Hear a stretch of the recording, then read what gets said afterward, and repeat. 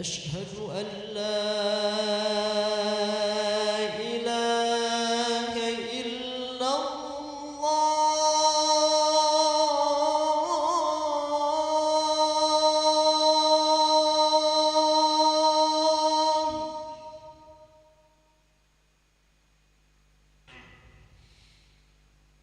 أشهد أن لا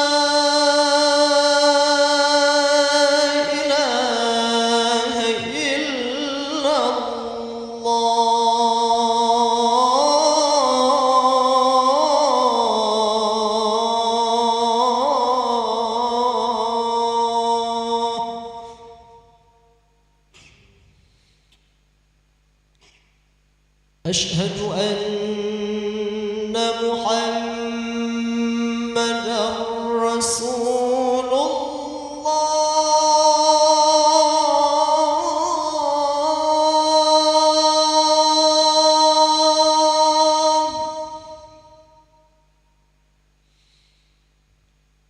أشهد أن محمدًا رسول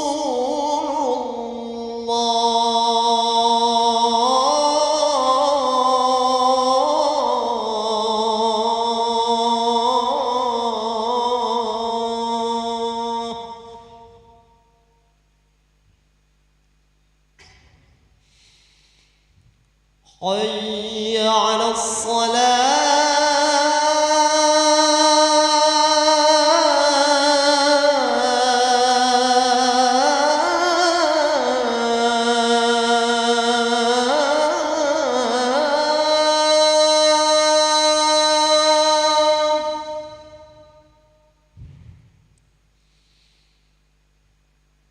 حي على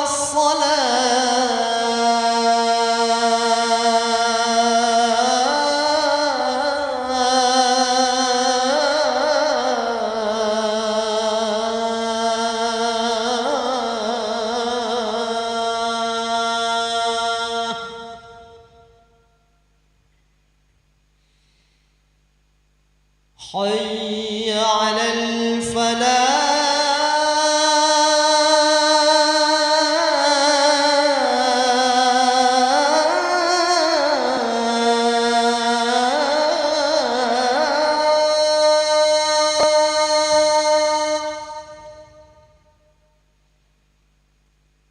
حي على الفلاح.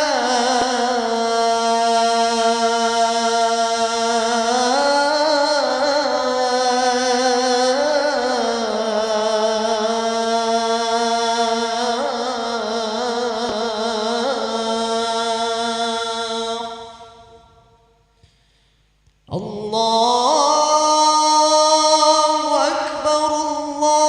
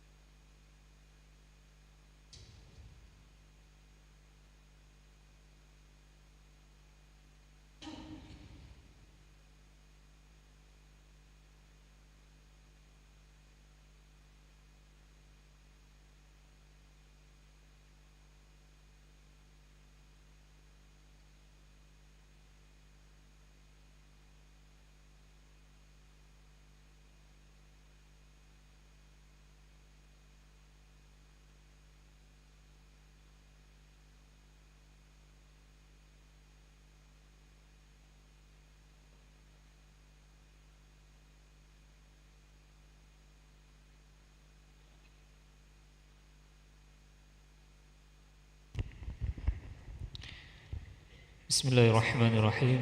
Assalamualaikum warahmatullahi wabarakatuh. Alhamdulillahirabbil alamin. Allahumma shalli ala sayyidina Muhammad wa ala ali sayyidina Muhammad. Hadirin jamaah yang dirahmati oleh Allah Subhanahu wa taala. Selamat datang, ahlan wa sahlan wa marhaban bihudurikum fil Masjid Sultan Mahmud Badaruddin Jaya Wikrama Palembang. Hari ini Kamis 23 Syawal 1445 Hijriah bertepatan dengan 2 Mei 2024 Miladiah. Mari bersama kita melaksanakan salat zuhur berjamaah. Adapun selaku bertugas pada hari ini, adzan telah dikumandangkan oleh Al-Ustadz Rahman Hanif As-Sos dan salat akan diimami oleh Al-Ustadz Haji Umar Umayyah Ibrahim. Dilanjutkan cawisan ba'da salat bersama guru kita Al-Mukarram Al-Ustadz Haji Abdul Majid Dahlan dengan pembahasan kitab Sayrus Salikin. Untuk ketertiban dan kenyamanan beribadah, jamaah diharapkan untuk tidak mengaktifkan handphonenya dan barang-barang milik jamaah dititipkan pada tempatnya. Dan kami himbaukan kepada para jamaah untuk dapat mengikuti rangkaian zikir dan doa bersama imam sampai dengan selesai. Demikianlah harap dimaklumi. Atas perhatiannya kami pengurus Masjid Sultan Mahmud Badaruddin Jaya Wikrama Palembang mengucapkan terima kasih. Semoga Allah Subhanahu wa taala menerima amal ibadah kita. Amin ya rabbal alamin. Wassalamualaikum warahmatullahi wabarakatuh. Allahu Akbar, Allahu Akbar. Ashhadu an la ilaha illallah. أشهد أن محمدًا رسول الله. حي على الصلاة حي على الفلاح. قد قامت الصلاة قد قامت الصلاة. الله أكبر الله أكبر. لا إله إلا الله.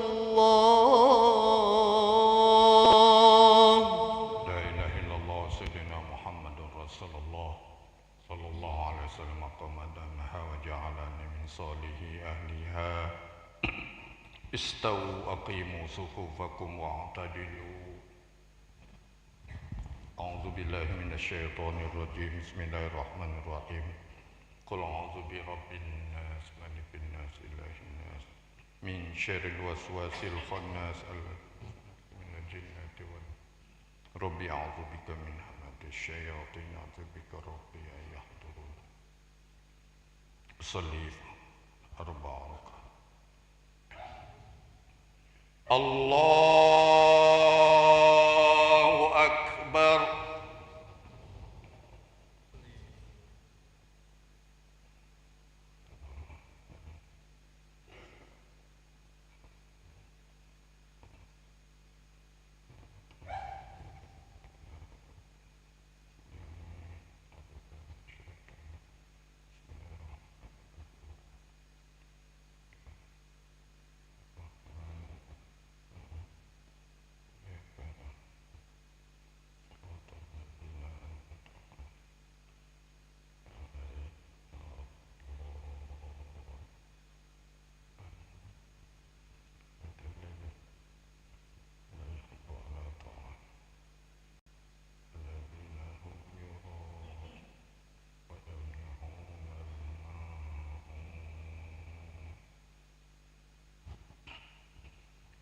الله أكبر.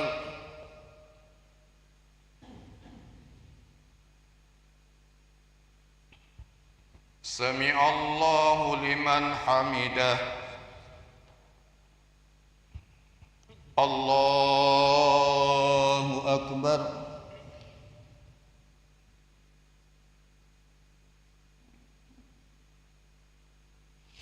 الله أكبر.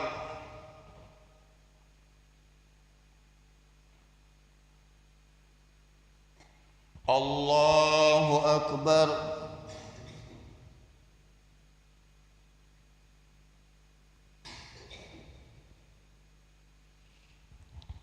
الله أكبر.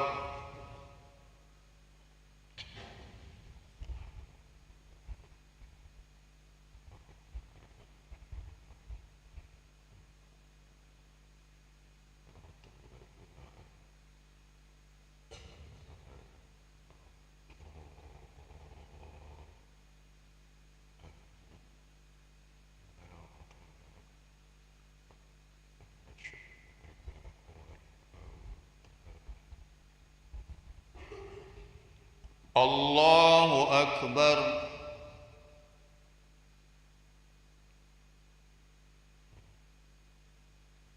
سمع الله لمن حمده الله أكبر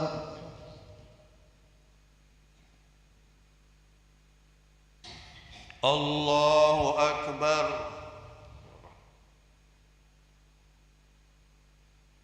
الله أكبر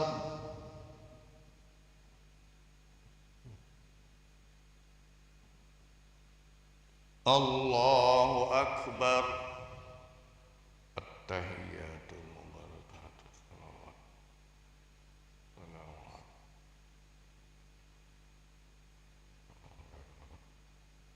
أشهد أن لا إله إلا الله اللهم صل على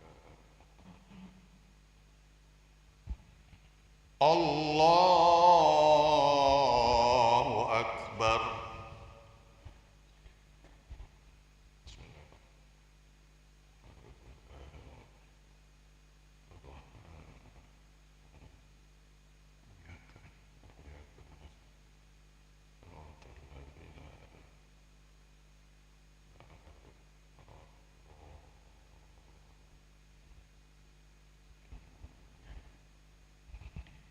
الله أكبر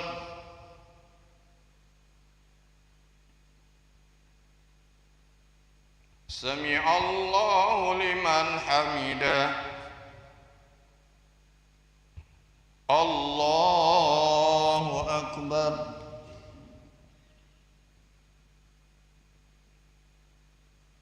الله أكبر الله أكبر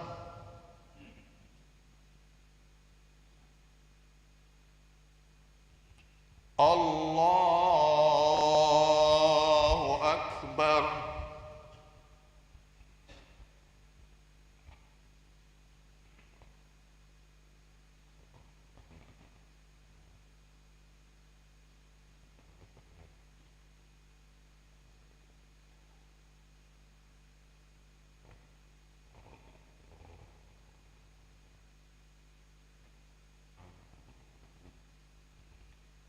الله أكبر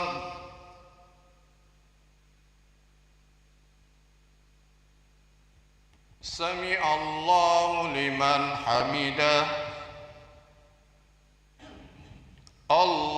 الله أكبر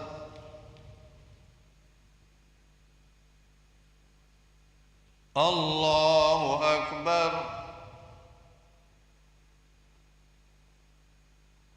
الله أكبر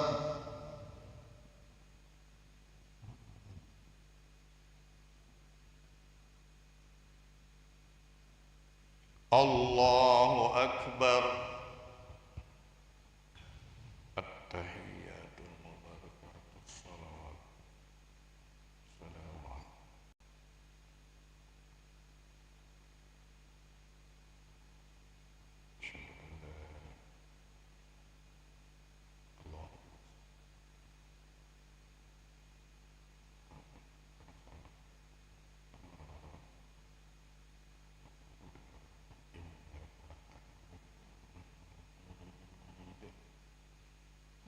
السلام عليكم ورحمة الله السلام عليكم ورحمة الله الحمد لله أستغفر الله العظيم الذي لا إله إلا هو الحي أستغفر الله العظيم الذي لا إله إلا هو الحي أستغفر الله العظيم الذي لا إله إلا هو الحي لا إله إلا الله وحده لا شريك له له الملك وله الحمد يحيي ويميت وهو على كل شيء قدير لا إله إلا الله وحده لا شريك له له الملك وله الحمد يحيي ويميت وهو على كل شيء قدير لا إله إلا الله وحده لا شريك له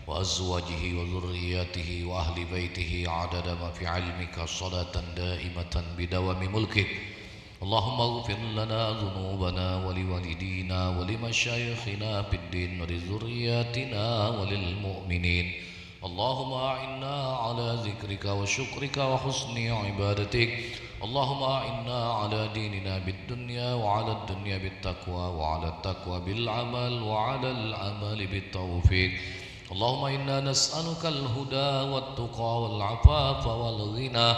اللهم حسن عاقبتنا في الأمور كلها وأجرنا من خزي الدنيا وعذاب الآخرة. ربنا ظلمنا أنفسنا وإن لم تغفر لنا وترحمنا لنكونن من الخاسرين. ربنا تقبل منا إنك أنت السميع العليم وتب علينا إنك أنت التواب الرحيم. واهدنا ووفقنا إلى الحق وإلى طريق مستقيم. ربنا عليك توكلنا وإليك عنبنا وإليك المصير. ربنا آتنا في الدنيا حسنة وفي الآخرة حسنة وقنا عذاب النار. وصلى الله على سيدنا محمد وعلى آله وصحبه أجمعين والحمد لله رب العالمين بسر الفاتحة. الحمد لله رب العالمين الرحمن الرحيم مالك يوم الدين إياك نعبد وإياك نستعين اهدنا الصراط المستقيم صراط الذين أنعمت عليهم غير المغضوب عليهم ولا الضالين آمين آمين يا الله آمين يا رب العالمين. لا حول ولا قوة إلا بالله العلي العظيم. ربنا تقبل منا إنك أنت السميع العليم وتب علينا إنك أنت التواب الرحيم. دعوهم فيها سبحانك اللهم وتحيتهم فيها سلام وآخر دعواهم أن الحمد لله رب العالمين. صلى الله عليه وسلم.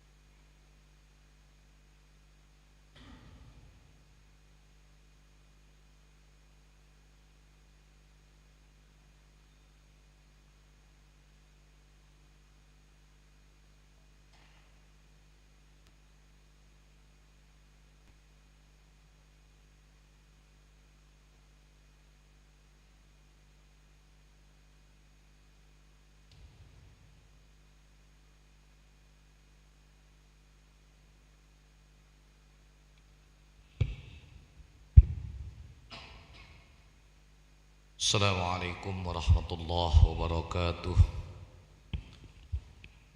Al-Fatihah ila hadratin Nabi Muhammad sallallahu alaihi wasallam wa ala alihi wa ashabihi wa azwajihi wa zurriyatihi wa ahli baitih. Annallaha yaftahu alaina futuhal arifin wa yufaqihuna fid din wa yarzuquna kamalal ikhlas wal yakin thumma ila arwahil ulama'il amilin wal awliya'is salihin wa walidina wal hadirina ajma'in. Annallaha yaqul jami' wa ya'fu lil jami' wa yuslihu sya'nal jami' fid din wad dunya al akhirah wa ala kulli niyatin salihah ila hadratin Nabi Muhammadin sallallahu alaihi wasallam. Al-Fatihah.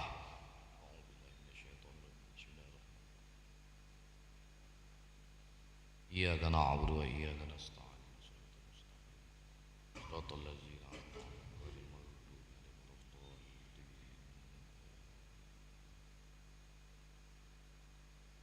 Bismillahirrahmanirrahim. Alhamdulillahi rabbil alamin. Wassalatu wassalamu ala ashrafil anbiya'i wal mursalin Sayyidina wa maulana Muhammadin wa ala alihi wa sahbihi ajma'in. Qala al-muallifu rahimahullahu ta'ala wa adaman nab'an bi'ulumihi fi daraini amin. Qala Allah ta'ala fi kitabihil aziz qalu subhanaka la ilma lana illa ma 'allamtana innaka antal alimul hakim. Allahumma iftah alaina hikmataka wanshur alaina rahmatak ya zal jalali wal ikram. Bismillahi wa subhanallah walhamdulillah wa la ilaha illallah wallahu akbar wa la hawla wa la quwwata illa billahil aliyyil azim. Adada kulli harfin kutiba aw yuktabu abadal abidin wa daharad dahirin. Rabbi shrah li sadri wa yassir li amri wahlul 'uqdatam min lisani yafqahu qawli. Amma ba'du. Alhamdulillah, puji syukur kehadirat Allah Subhanahu wa taala. Salawat dan salam semoga tetap Allah limpahkan kepada qudwah dan uswah kita Nabi besar Muhammad sallallahu alaihi wa alihi wasallam, pada para keluarga, sahabat dan pengikutnya hingga akhir zaman. Melanjutkan pembahasan kita masih di dalam pasal yang menerangkan tentang hakikat baik perangi dan jahat perangi, atau akhlak yang baik dan akhlak yang buruk.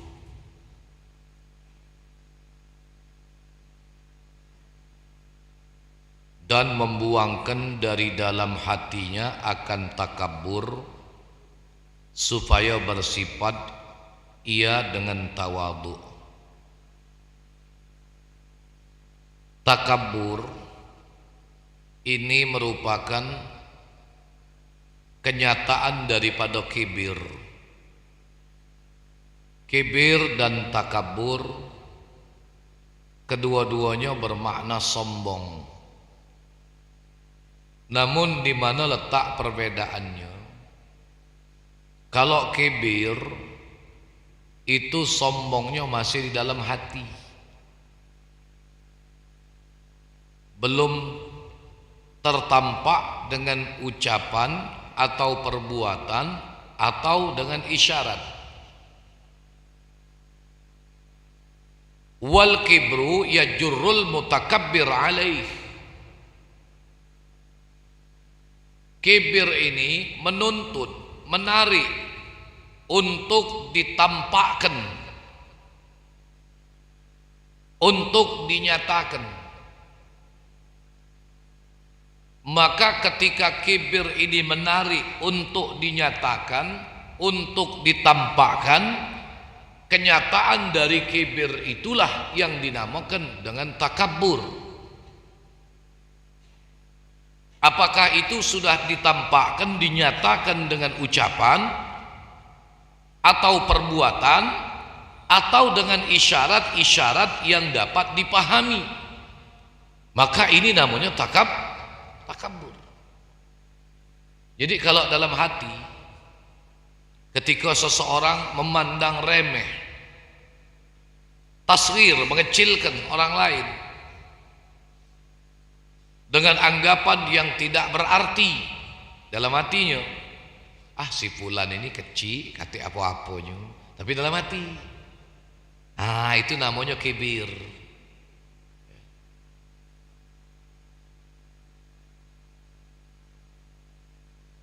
Kibir ini nuntut untuk ditampakkan.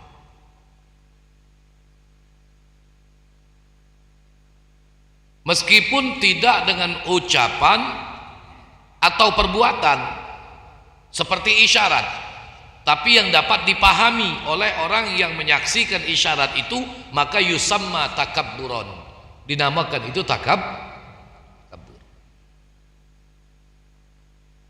Ana main isyarat nih, mau ngaji, sambil ke situ.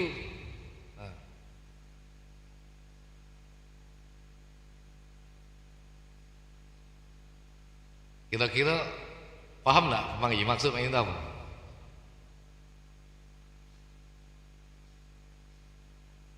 Tidak dengan ucapan, tapi dengan isyarat.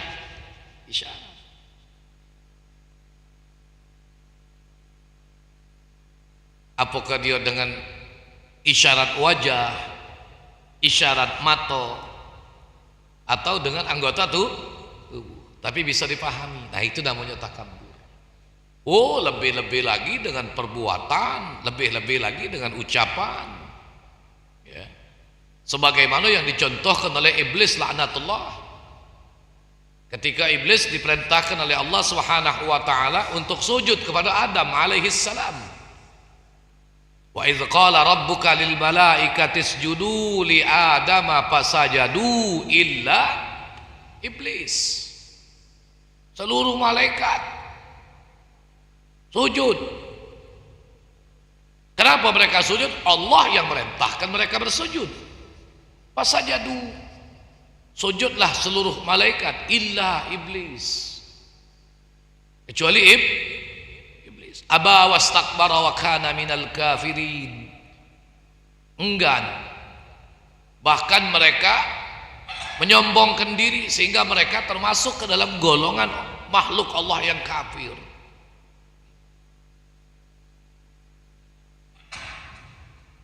Dalam keterangan yang lain, ma mana'aka alla tasjud iz amartu, apa yang menghalangi engkau bersujud hai iblis, kata Allah kepada Adam, iz amartu, ketika aku perintahkan engkau untuk bersujud.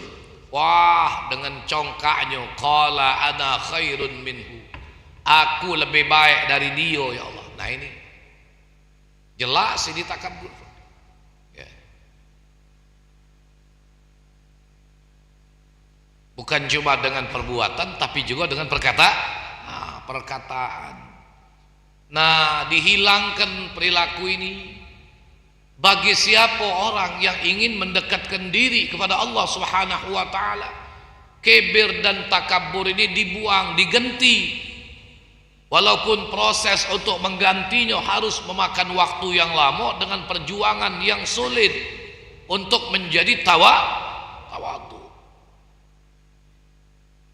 Bagaimana kaifiat untuk tawadu? Pandanglah orang lain dengan pandangan yang lebih baik, dengan pandangan yang lebih tinggi. Bukan memandang orang lain dengan pandangan yang lebih rendah, lebih buruk.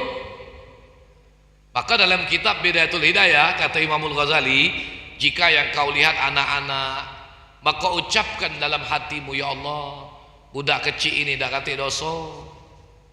Kalaupun dia maksiat, hukum taklif belum berlaku karena belum balik. Sementara aku lah tua, baliklah sudah puluhan tahun, alah kebanyak dosa maksiat aku. Kalau kau melihat orang yang lebih tua, kau pandanglah dengan mengucapkan dalam hatimu, ya Allah, wong ini lebih tua dari aku, pastilah dia beribadat lebih banyak dari aku. Kalau yang kau lihat adalah orang yang bodoh, orang ini melakukan kesalahan karena dia bodoh, sementara aku melakukan kesalahan karena aku tahu, karena punya ilmu. Nah, begitu kaifiatnya. Hatta yang kau pandang adalah orang kafir sekalipun, kata Imam Ghazali. Kalau yang kau lihat itu orang kafir, hari ini dia kafir, aku mukmin, Tapi bisa jadi besok hari kondisi berubah, justru aku yang malah jadi kafir, dia yang jadi mukmin.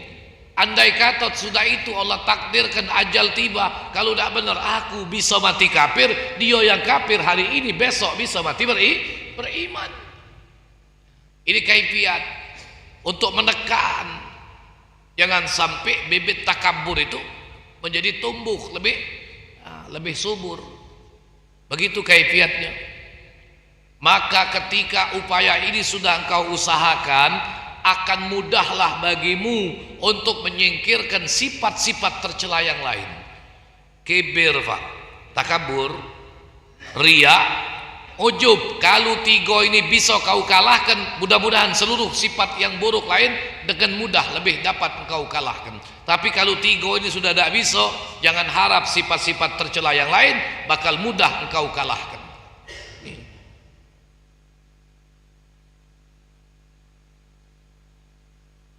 Tidak perlu kita minta untuk diangkat, ditinggikan. Cukup jadi manusia yang belajar untuk merendah diri.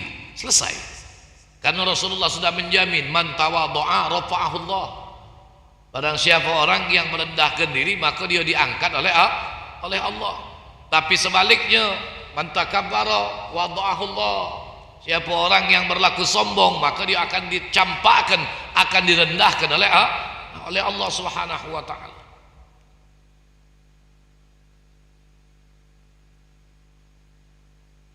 Dan membuangkan dari dalam hatinya akan riya, supaya bersifat ia dengan ikhlas, dan kiaskan olehmu akan segala sifat yang lain riya. Melakukan suatu amalan dengan tujuan untuk diperlihatkan agar menjadi perhatian orang lain, ini riya. Memang hadirin sekalian, yang tahu riya itu sebenarnya adalah Allah. Tidak heran kalau malaikat pun bisa dikelabui.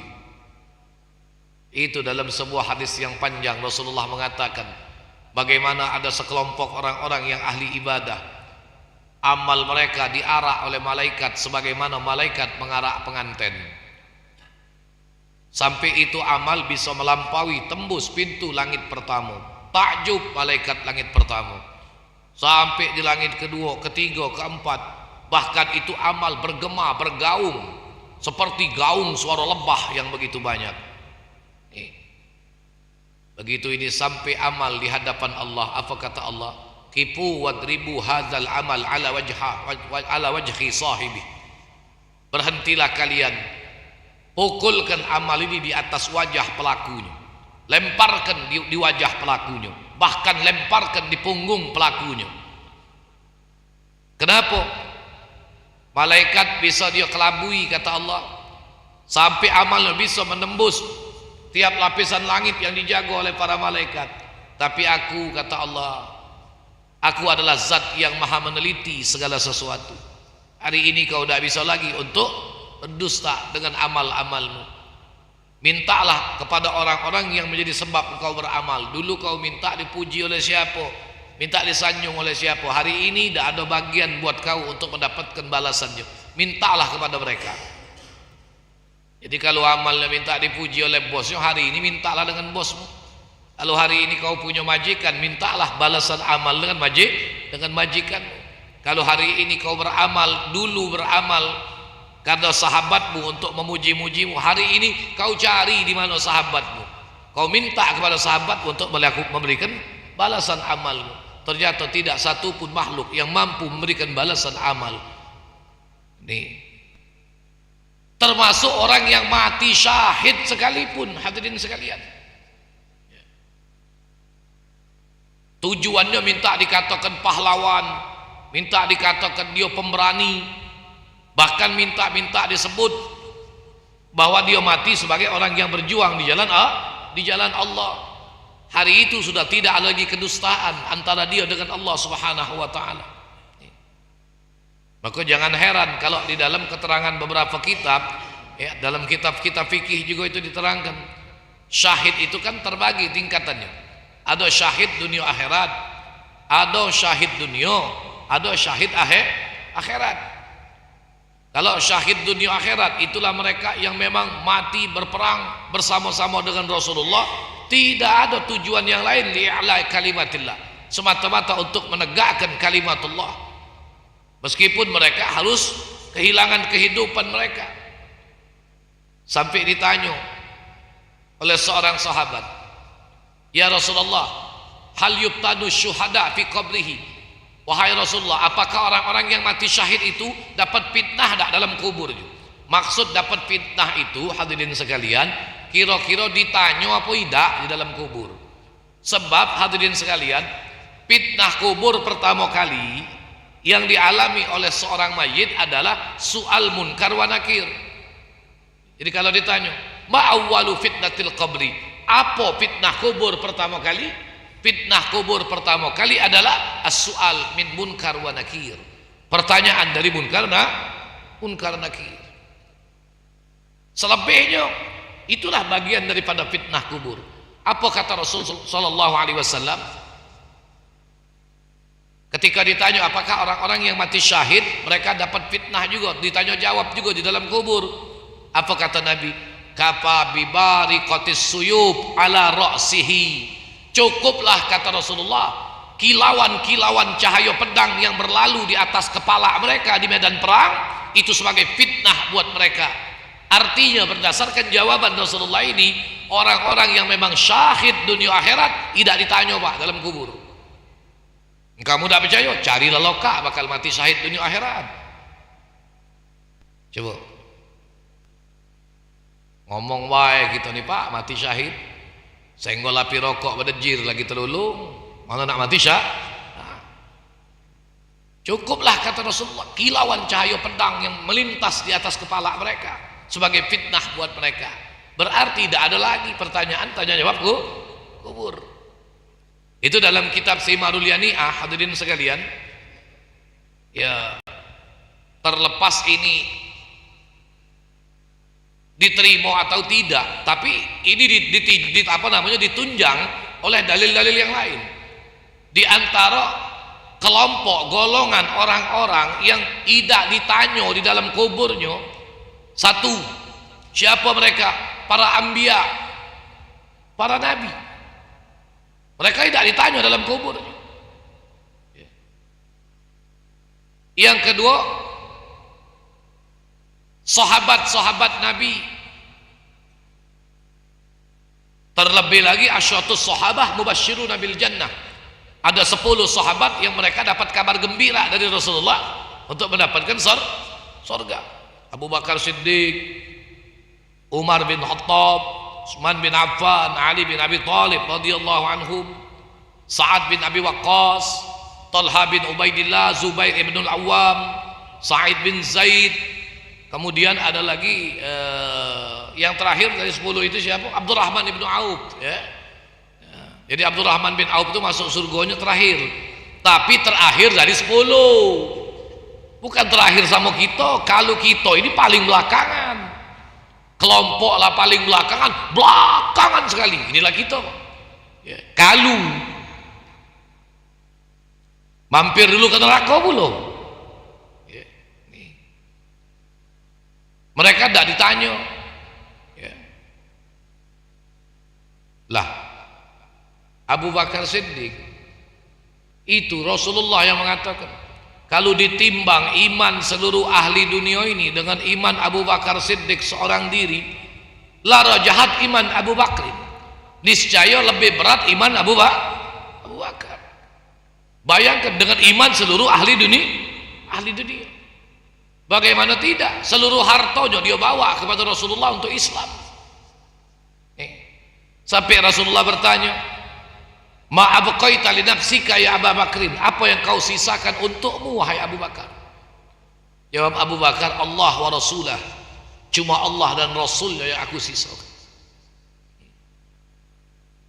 Sebab para sahabat Nabi itu punya keunggulan tersendiri, dengan karakter sifat yang berbeda-beda, dengan juga karakter amal-amal mereka yang istimewa, dengan perilaku sifat-sifat terpuji yang memiliki kelebihan. Kalau yang wara ada Sayyidina Abu Bakar, santun, ya, seperti Sayyidina Abu Bakar dan Sayyidina Utsman. Kalau yang tegas ada Sayyidina Umar, ada Sayyidina Ali, ya. Mereka punya karakter amal yang berbeda-beda dengan kelebihannya masing-masing. Nah kita ini apa dia kelebihan kita? Banyak ngomong, itulah kelebihan kita. Kelebihan kita. Nah bergantilah perilaku itu tadi semua pada sifat-sifat yang lain diganti dengan perilaku yang terpuji. Inilah fungsinya orang mengaji ilmu tasawuf. Jadi jangan ngomong tasawuf tidak punya dasar sebagaimana tuduhan kelompok-kelompok yang tidak sejalan, ya. Jangan ngomong tasawuf tidak punya landasan.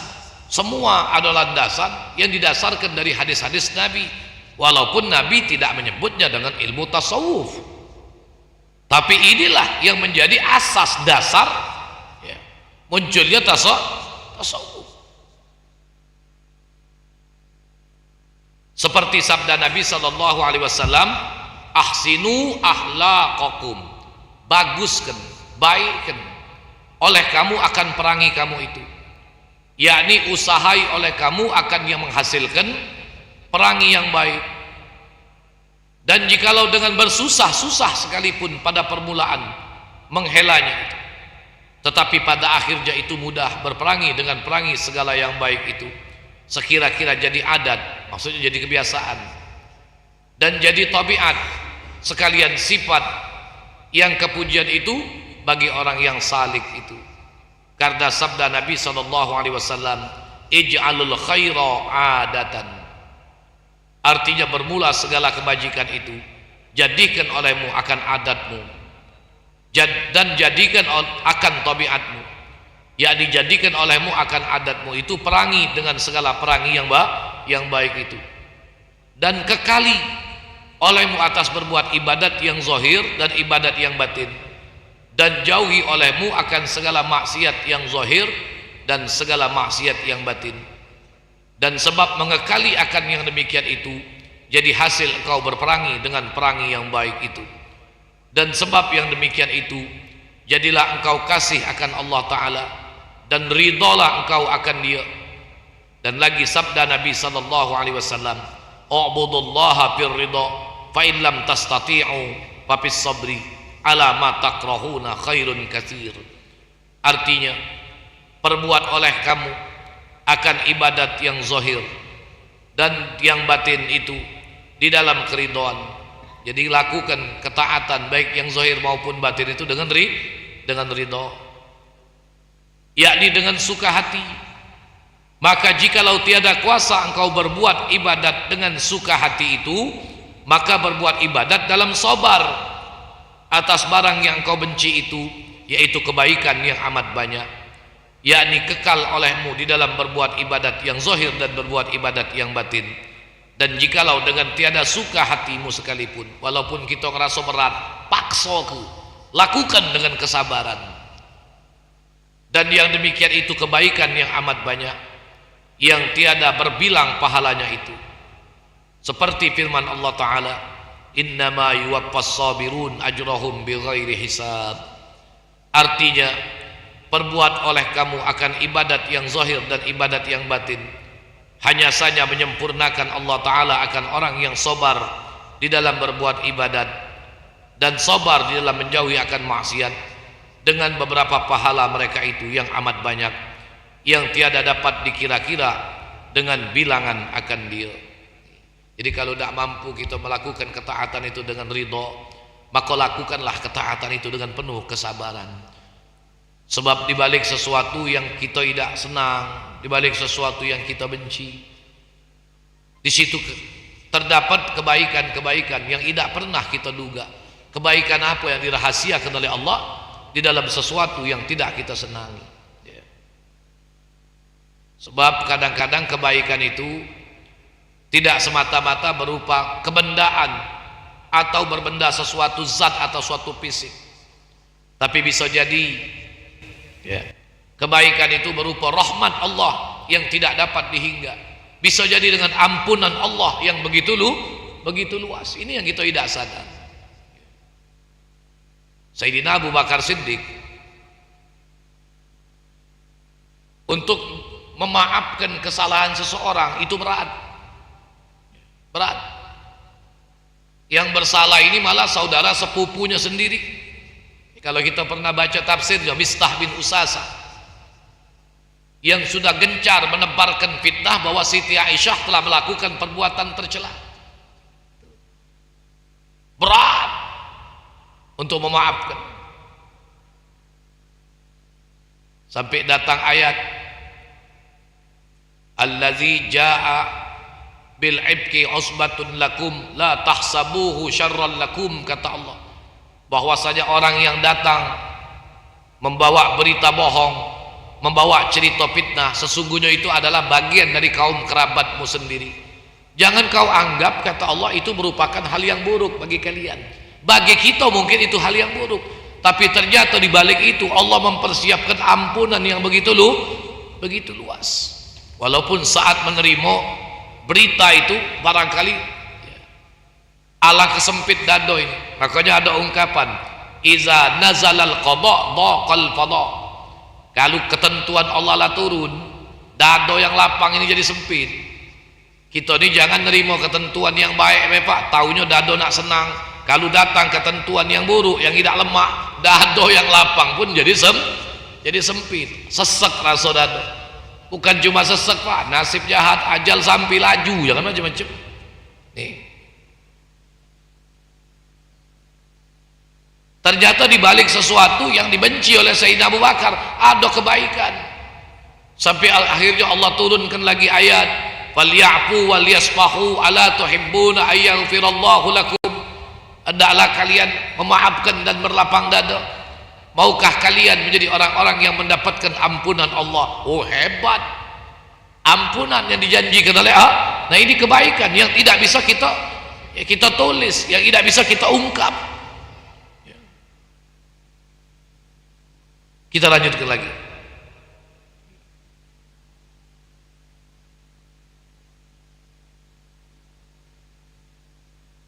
Dan adalah sabar itu yaitu permulaan makom, yakni permulaan martabat orang yang salih. Oh, ternyata wong yang nak jalan mendekatkan diri kepada Allah, permulaan yang mesti dia lalui bersifat sabar. Yang menjalani akan jalan tarekat ahlus sufi itu, seperti kata Ibnu Ruslan di dalam hikamnya, awalul maqamati as-sabru ala muradihi ta'ala wa awsatuha ar-ridha bi muradihi wa akhiruha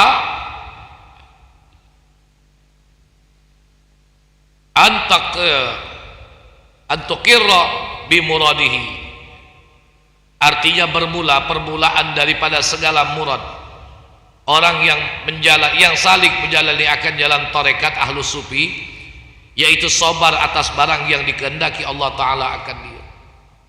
Sabar melakukan ketaatan, sabar dalam menjauhi larangan. Makom pertama yang mesti dilalui adalah sabar. Dan pertengahan martabat orang yang salik itu yaitu ridho dengan barang yang dikehendaki Allah Ta'ala akan dia itu.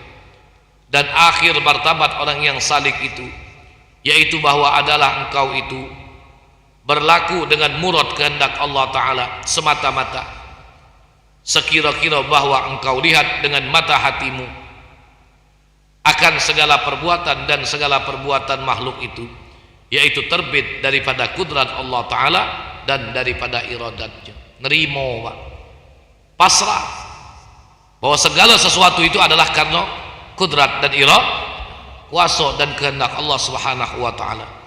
Dan dinamakan akan martabat yang akhir ini pada istilah ulama ahlus sufi akan fanaul af'al. Jadi hapus perbuatan dirinya dalam pandangannya, yang ada semata-mata hal itu adalah perbuatan Allah Subhanahu wa Ta'ala, yakni fana segala perbuatan makhluk itu di dalam syuhud akan semata-mata perbuatan Allah Ta'ala. La fa'il illallah, Tidak ada yang menjadi pelaku kecuali Allah Subhanahu wa taala. Dan dinamakan pula akan martabat yang akhir ini tauhidul af'al, mengesahkan Allah Subhanahu wa taala pada semua perbuatannya, memandang dengan syuhud, dengan basirahnya bahwa segala sesuatu yang terjadi pada alam ini adalah terbit daripada perbuatan Allah Subhanahu wa taala. Seperti hamba sebutkan akan bicaranya itu di dalam risalah yang bernama Zadul Muttaqin fi Tauhidi Rabbil Alamin. Wallahu a'lam. Faslun fi bayani tariqi fi riyadatis sibyan fi awwali usyuthihim wa wajhi ta'dibihim wa tahsini akhlaqihim. Ini suatu pasal pada menyatakan akan jalan di dalam membaikkan akan segala kelakuan kanak-kanak. Nah, ini sudah dalam perkara awal mendidik akhlak dan akidah anak. Apa yang harus kita perbuat, apa yang harus kita lakukan. Ya. Sebab kondisi seorang anak itu ibarat kertas putih. Kalau yang kita tuliskan adalah sesuatu yang baik, maka yang dibaca pun akan tampak sesuatu yang baik. Pertama, menanamkan kepada mereka i'tiqad ahlul sunnah wal jamaah yang hak untuk dipahami oleh mereka. Dari mulai mengajarkan mereka bagaimana benar sempurnanya melapaskan syahadat, arti syahadat dan makna syahadat. Ya. Nih, kalau dia belum bisa ngucap Ustaz cak mana, jangan lupa letakkan telapak tangan di dada mereka. Setiap pagi ucapkan kalimat raditu billahi rabba wa bil islami dina wa bi muhammadin nabiyya. Ucapkan kalimat itu. Kalau dia belum bisa ucap, suruh dia ya. Nah, letakkan tangan di dada. Ucapkan itu 3 kali pagi, 3 kali petang. Mudah-mudahan Allah akan jagakan akidahnya, Allah akan jagakan imannya jauh dari hal-hal yang berbau kekufuran. Insyaallah kita bahas pada pertemuan yang akan datang. Kita cukup dulu sampai di sini. Ya, mudah-mudahan dari keterangan yang kita baca ini ya, dapat menjadi sedikit tambahan ilmu pengetahuan buat kita bersama. Bismillahirrahmanirrahim. Alhamdulillahirabbil alamin. Allahumma shalli wa sallim wa barik ala sayyidina Muhammad wa ala ali sayyidina Muhammad. Allahumma iftah lana min abwabil ilmi wa yassir lana min abwabil ilmi wa zidna ilman wa fahman fil laili wan nahar. Allahumma aurisna ilma ma lam na'lam nashkur lillah. Allahumma inna stauda'naka ma qara'nahu wa ma sami'na fardudhu ilayna inda hajatina ilaihi. Allahumma allimna min ladunka ilman bijahi man allamta min ladunka ilman min awliyaika as-salihin. Allahumma bijahi nabiyyikal mustafa wa rasulika al-murtada tahhir qulubana min kulli wasbi yuba'iduna an musyahadatik wa mahabbatik wa amitna ala sunnati wal jamaah wa syauq ila liqa'ik ya dzal jalali wal ikram. Ya Allah biha ya Allah biha ya Allah biha ya Allah bihusnil khatimah. Rabbana atina fid dunya hasanah wa fil akhirati hasanatan wa qina azabannar. Wa sallallahu ala nabiyil mukhtar walhamdulillahi rabbil alamin. Taqabbalallahu minkum. Assalamualaikum warahmatullahi wabarakatuh.